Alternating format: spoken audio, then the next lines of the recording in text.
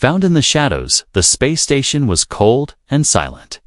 Except for the low hum of its engines, Evan, a human cargo worker, was unloading crates from the last transport ship of the day.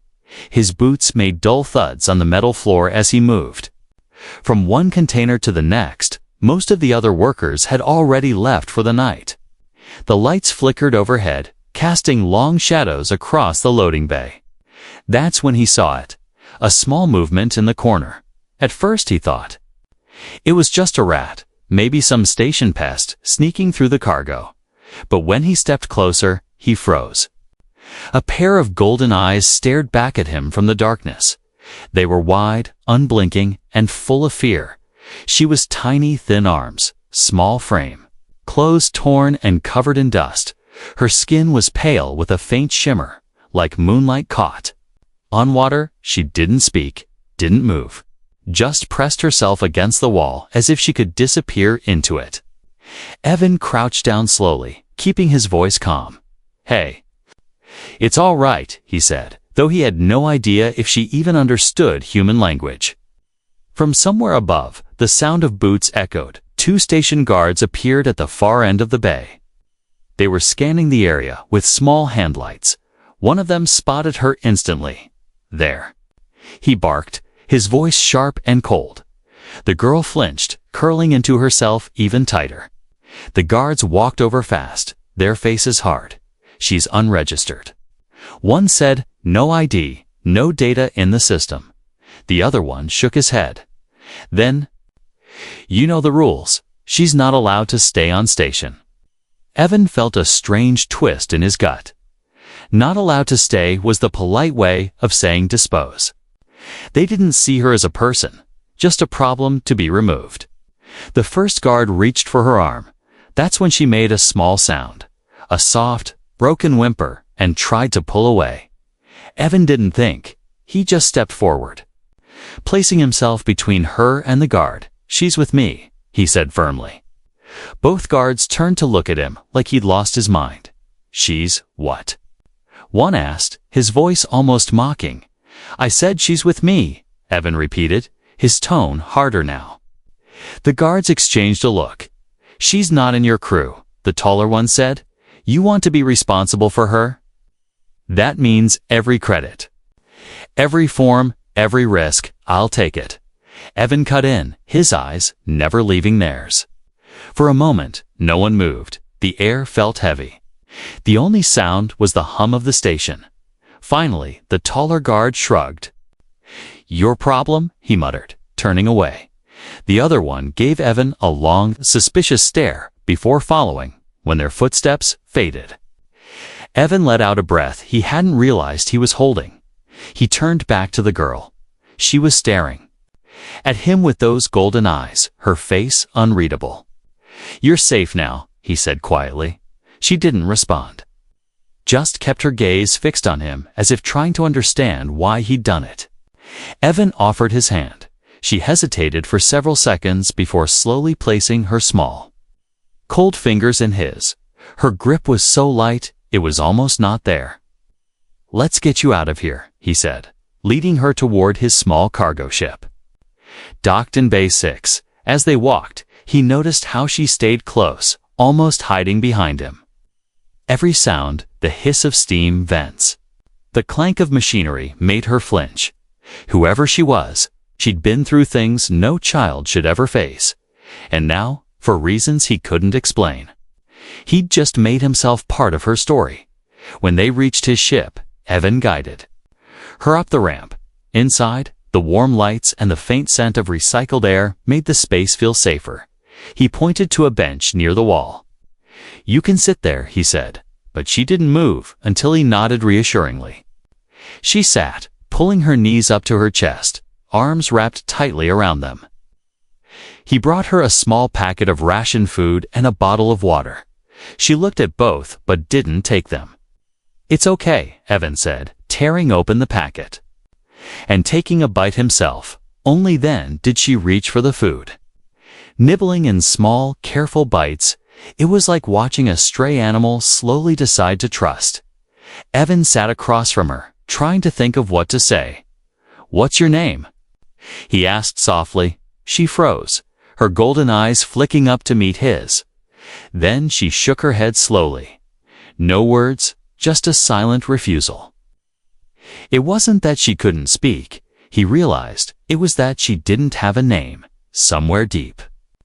Inside, Evan felt a decision settle, whoever she was, wherever she came from.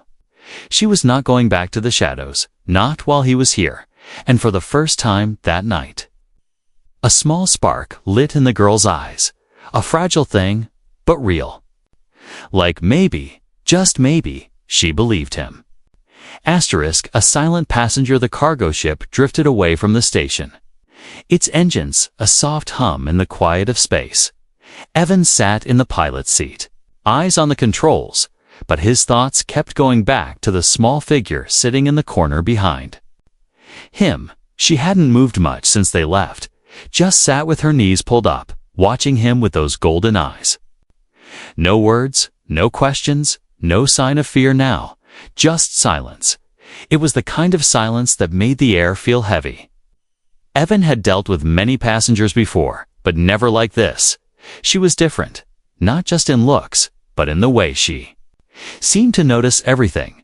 Her gaze followed every flicker of light on the console. Every small movement of his hands.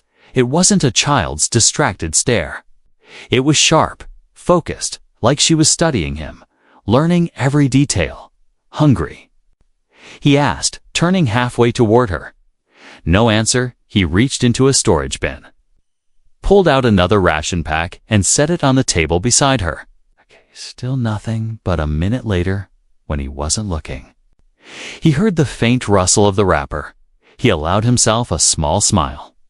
Hours passed as they traveled through the dark stretch between trade routes. Outside, only the endless scatter of stars. Inside, the soft beeps of the navigation system filled the space.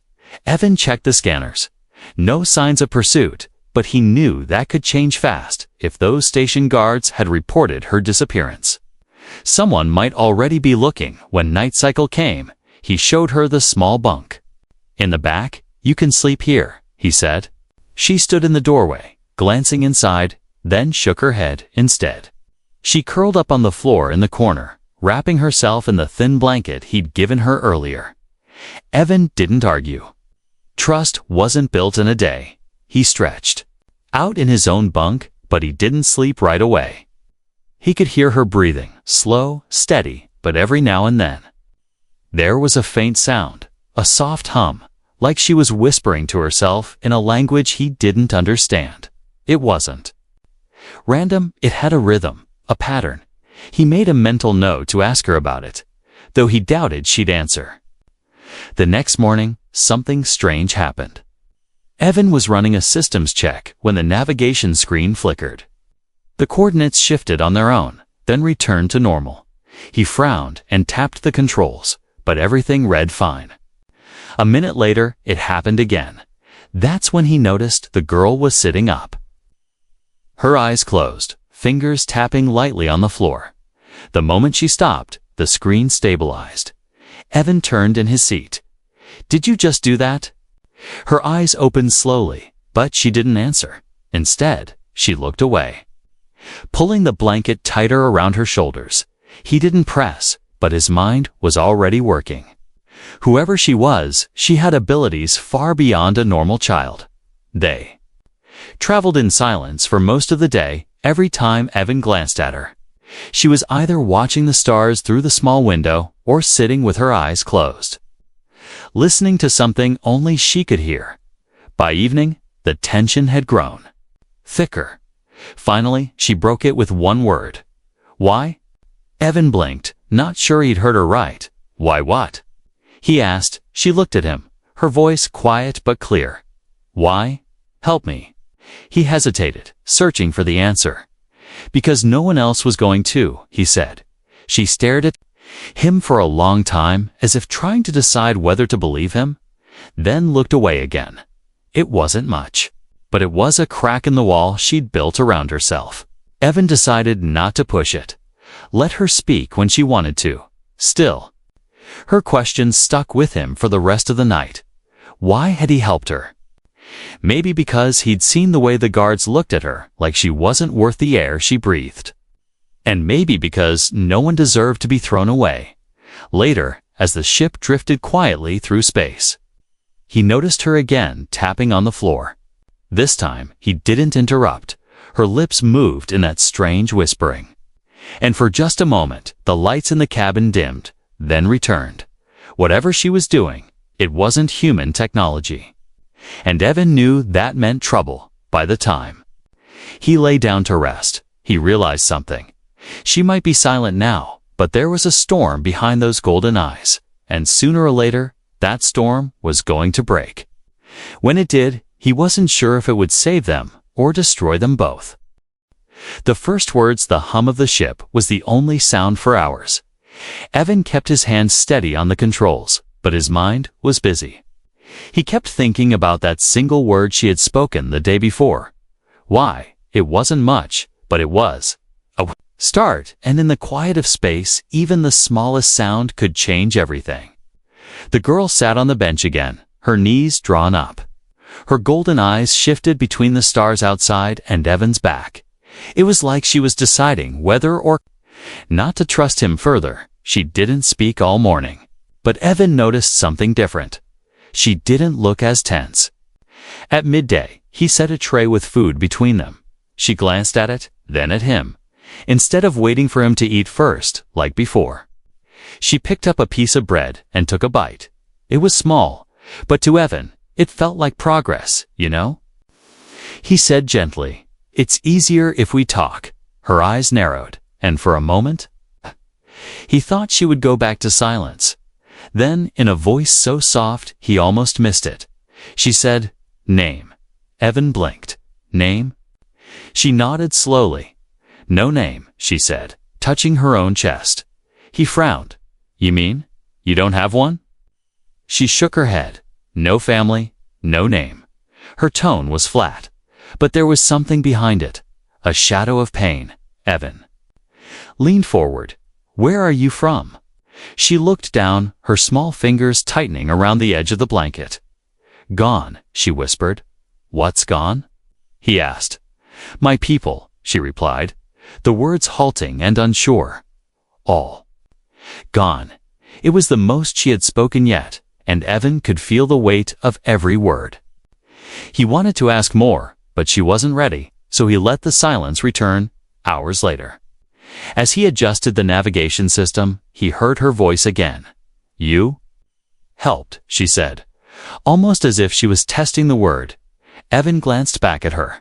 "Yeah, I guess I did. Why?" she asked again, her head tilting slightly. "Because you needed it," he answered. She stared at him for a long moment, then looked away. That night, Evan tried to sleep, but he was restless.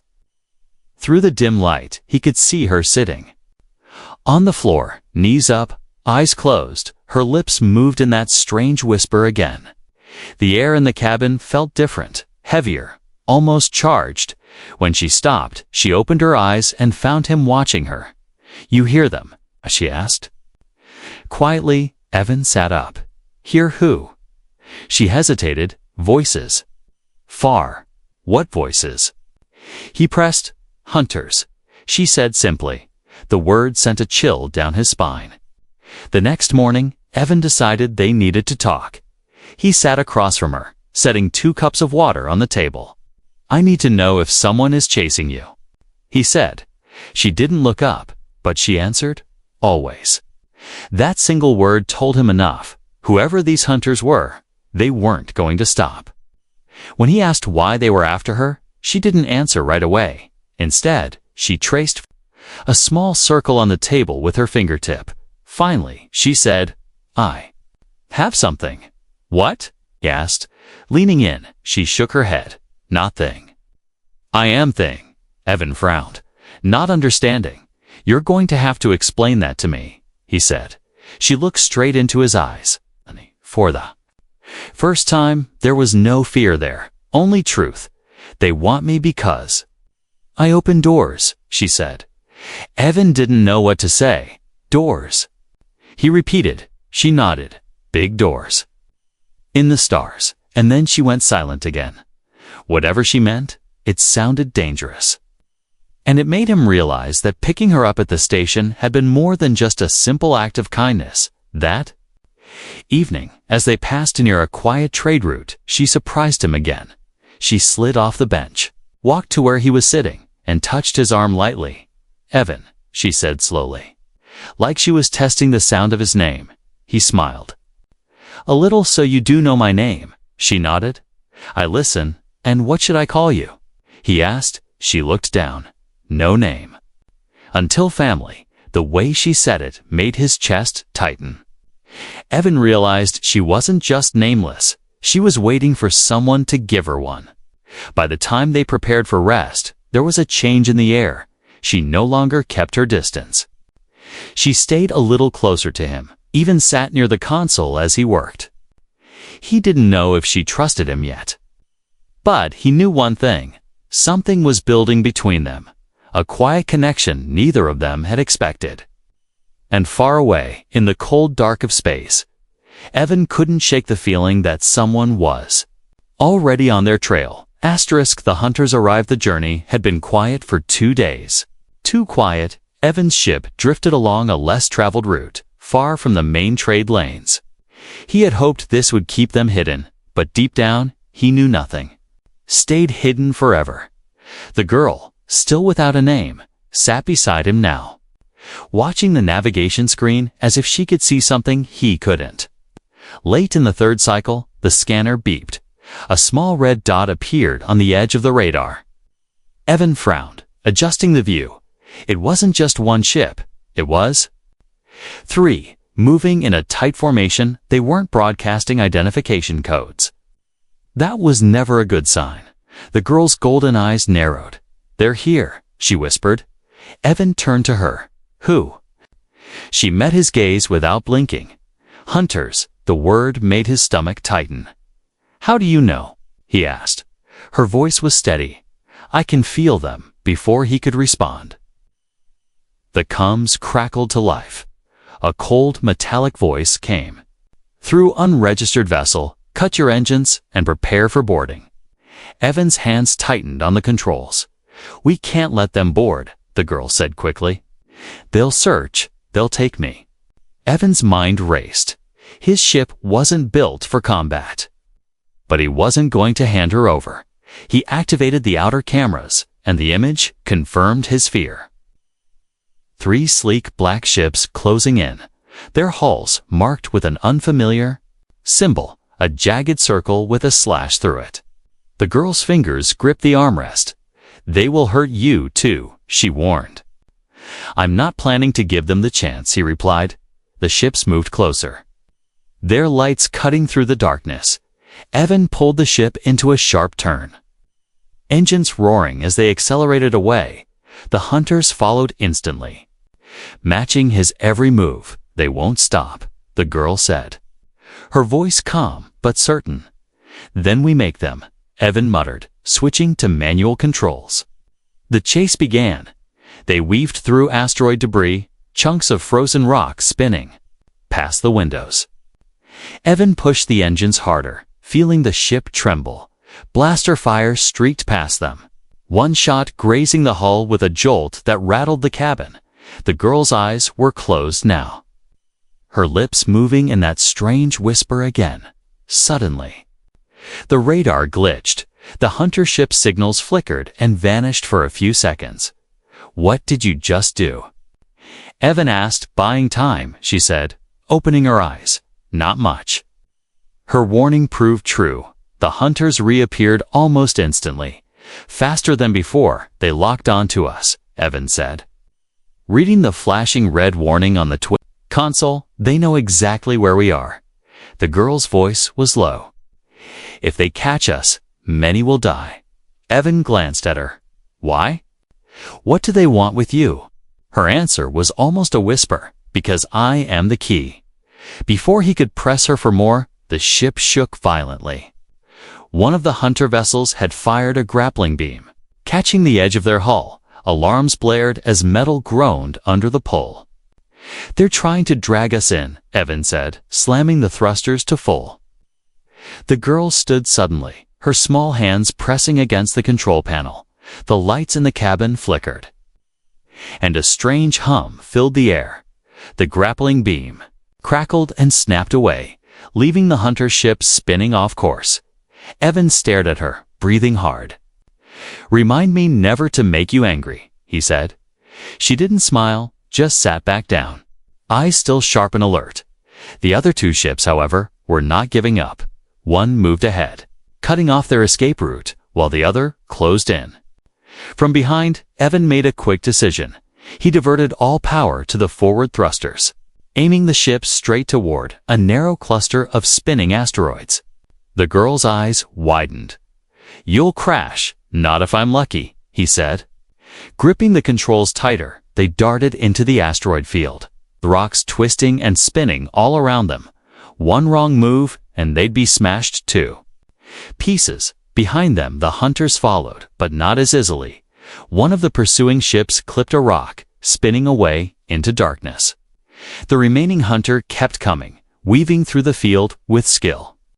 Finally, after what felt like hours, they broke free of the asteroids. The lone hunter's ship emerged right after them, still on their tail. Evan's scanner showed they were approaching a small moon with a thin atmosphere. "If we can land there, maybe we can hide," he said. The girl shook her head. "No. They will track us, always." "Then what do you suggest?" he asked. She met his eyes with an intensity that made him pause. "Let me stop them," she said, before Evan could argue. She moved to the console again. Her hands hovered over the controls, her golden eyes glowing faintly in the dim light. The hunter ship drew closer, weapons charging.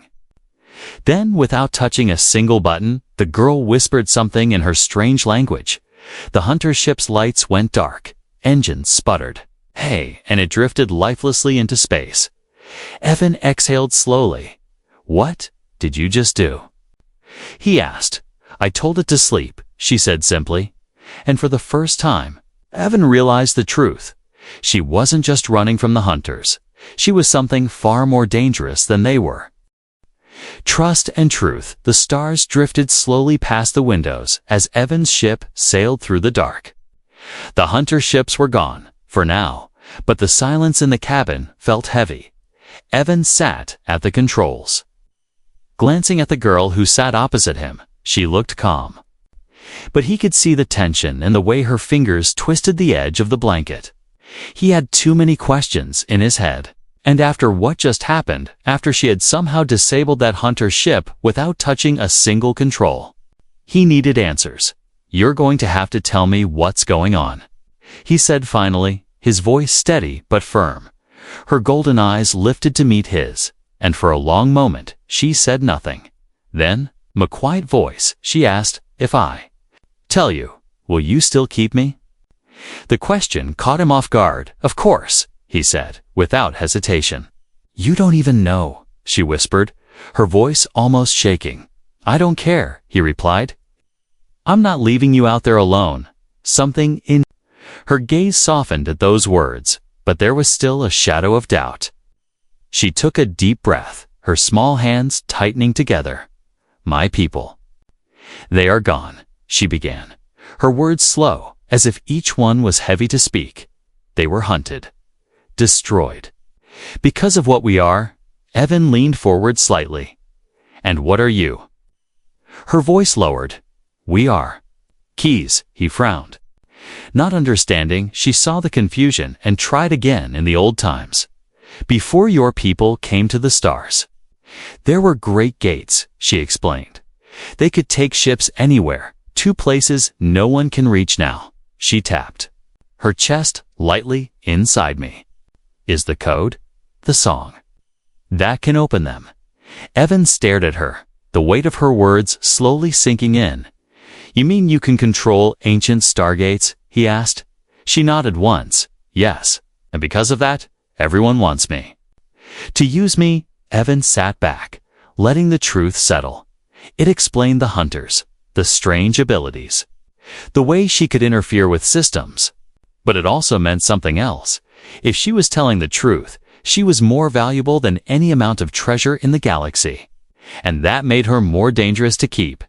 You could change everything, he said quietly. Her gaze dropped. Or destroy everything. There was no pride in her voice, only a deep sadness. Why are they so afraid of you? He asked. She hesitated, then said, because the gates can open to anywhere. Even to weapons, worlds that should stay lost. The cabin fell silent, only the hum of the ship filling the space. Finally, Evan asked, and you? What do you want? She looked up at him, and for the first time, her voice didn't sound guarded. I want a name, she said softly. Evan blinked, surprised. You don't want to go back to your people or find the gates. Her head shook. Slowly, my people are gone. The gates bring only war. I just want to belong. Those last words hit him harder than he expected. He thought about the first time he saw her on the station, hiding in the shadows, about how she had looked at him like no one had ever stood up for her before. He understood now more than anything. She wanted to stop being a thing and start being someone. Evan leaned forward. All right. Then I'll give you one. Her golden eyes widened slightly, like she wasn't sure if he was serious. A name? She asked. He nodded. A name, he thought for a moment, then said, Leora? It means light in an old Earth language. She repeated it softly, tasting the sound. Leora? And for the first time since he'd met her, she smiled a small, fragile smile, but real. Leora. She said again, this time with a little more strength. Yeah, Evan said with a faint grin. It suits you. Her smile faded. Just a little, replaced by something more serious. If you name me, I am yours, she said quietly. Evan raised an eyebrow. Yours? What does that mean? In my people's way, a name is a bond. You give it, you protect it, she explained. And if you protect me, I will protect you. He didn't know if she meant it as a promise or a warning. But he nodded anyway. Then it's a deal. Her shoulders seemed to relax, as if a weight had been lifted. For the rest of the cycle, she stayed closer to him, even asking small questions about the controls and the stars outside. The silence between them no longer felt heavy. It felt like the start of something, but deep in the back of his mind, Evan knew the truth. Giving her a name had changed everything. The hunters wouldn't stop. And now, they weren't just after a nameless alien girl, they were after Leora. And he would have to be ready to fight for her, no matter the cost. The chase through the stars. The night cycle had just begun when the warning alarms screamed through the ship. Evan jerked awake. In his seat at the console, Leora, already on her feet, her golden eyes sharp. What is it? She asked, her voice calm but urgent. Evan's hands flew over the controls. 3 ships on approach, no ID codes, moving fast. Her expression didn't change. Hunters, she said simply. The scanner showed them closing in from different angles, cutting off every escape route. Evan cursed under his breath, powering up the engines. They're blocking the main trade lanes, he muttered. They know you'll try to run. Leora replied, stepping closer to the console. Her small hand rested lightly on the edge, almost like she was feeling the pulse of the ship. Evan angled the ship sharply, diving toward a narrow asteroid belt ahead. The hunters followed without hesitation. Blaster fire lit up the darkness. Streaks of red and blue slicing past their hull. One shot grazed the wing, making the whole ship shudder. Leora gripped the side rail, but didn't flinch. You know a way out of this? Evan asked, glancing at her.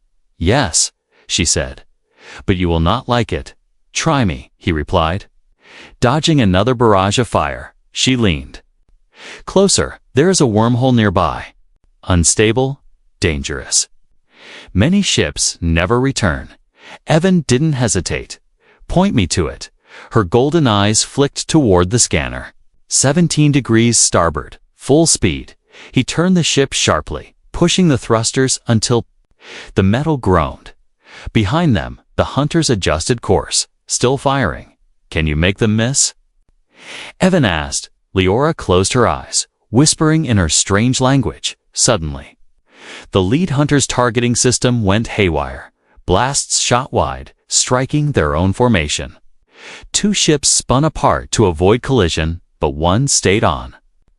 Their tail, the wormhole, appeared ahead, a swirling mass of blue and white energy, twisting violently.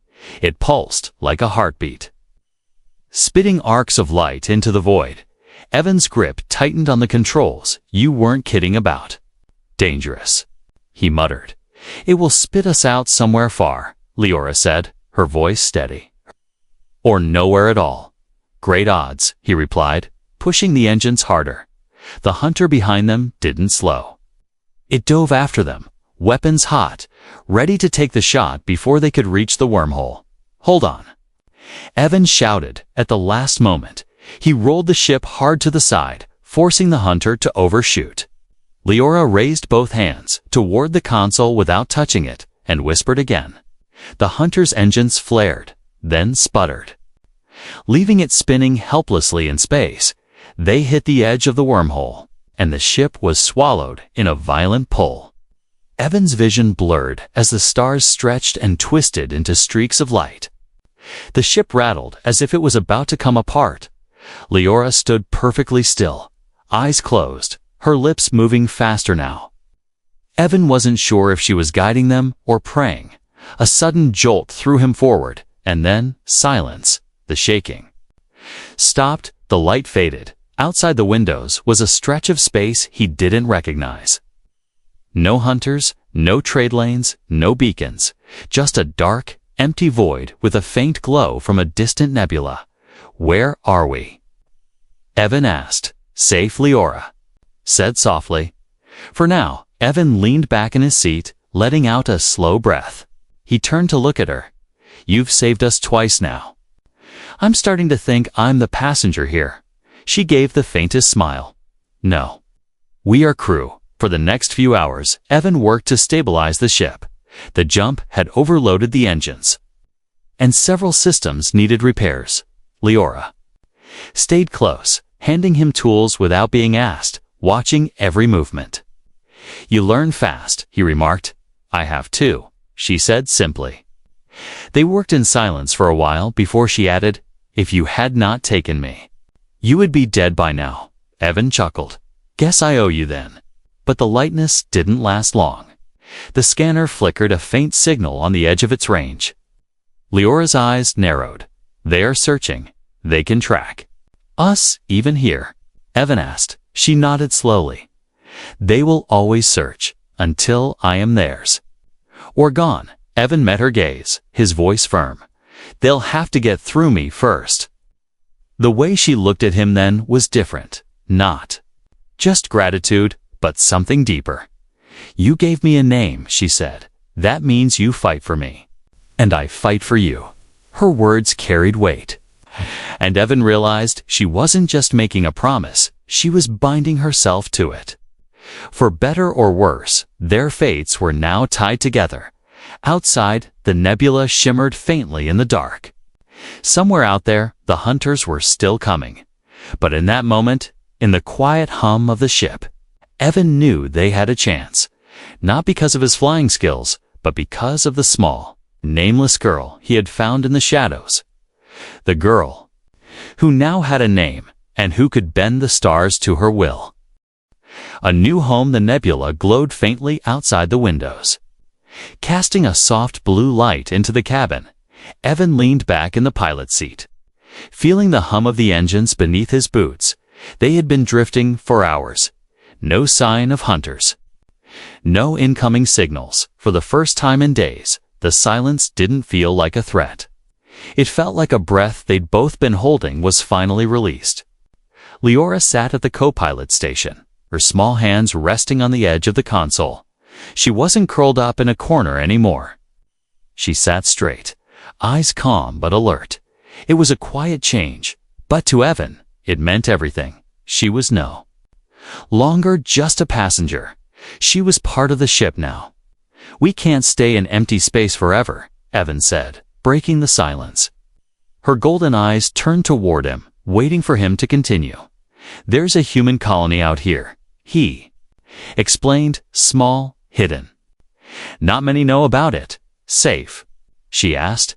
"As safe as any place in this galaxy can be," he replied. She nodded once, as if the decision was already made.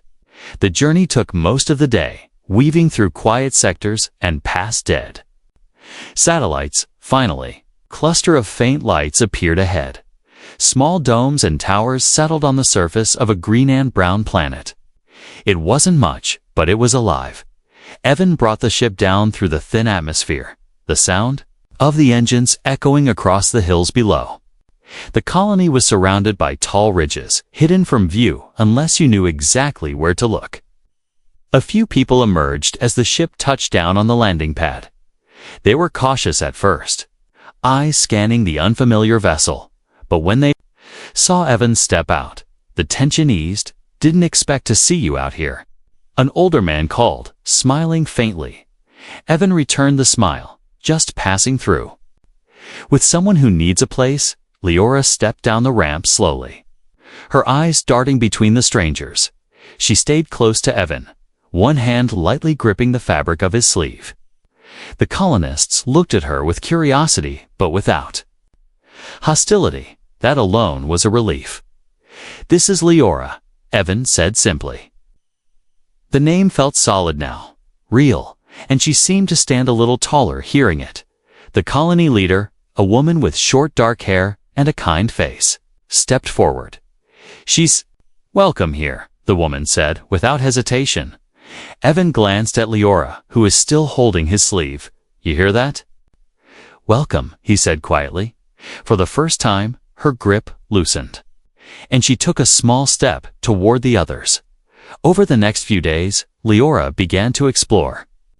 She walked the dirt paths between the domes, watched the colonists work, and even helped carry small crates from one building to another. Evan noticed she laughed once, just once, when one of the local children tried to show her how to play a simple ball game. It was a small sound, quick and shy, but to him, it was worth more than all the credits in the galaxy. One night, they stood outside the colony walls, the stars stretching endlessly overhead. "You're really staying here?" Evan asked. She tilted her head slightly. "And you?" He chuckled. "I might stick around a while. Someone has to make sure you don't get into trouble." Her golden eyes glimmered in the starlight. "If you stay, this is home." They stood in silence for a moment, listening to the faint hum of the colony generators. Then she said something that made him pause. "When I had no name." "I was no one," she said softly. "Now, I am Leora." The way she said it carried weight, as if she was speaking a truth that could never be taken from her. Evan knew the hunters would come again one day. He could feel it like a shadow on the horizon. But for now, they were safe. For now, they had a place. And for the first time since he'd found her in the shadows of that space station, he believed she might have a future. As they turned to head back inside, she slipped her small hand into his. It wasn't the grip of fear she'd had before. It was steady, certain.